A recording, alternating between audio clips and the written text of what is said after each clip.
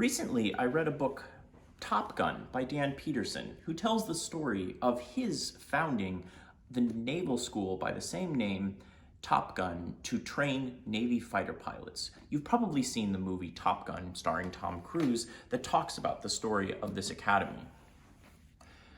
One of the stories that struck me the most in this book was a time when Dan tells of later in his military career when he was the commander of an aircraft carrier, a giant ship of 5,000 sailors, and he had sent some planes on a mission to scout, and they discovered, in floating aimlessly in the middle of the ocean, an extremely overcrowded boat of refugees fleeing Vietnam.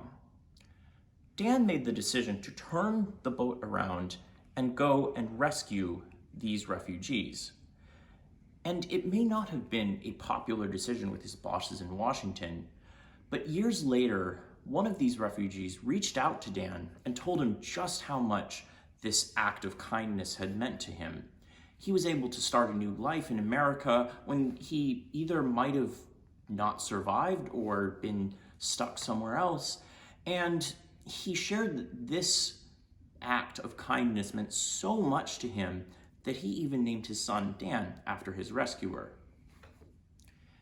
In Matthew 25, Jesus says, "Whatever you've done to the least of these, you have done unto me."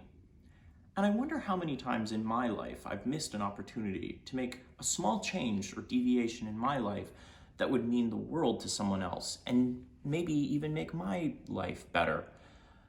And I think we should follow Jesus' advice in Matthew 25 and seek ways to improve other people's lives drastically by small changes in ours, and maybe even completely change someone's life like Dan Pedersen did for the Vietnamese refugee.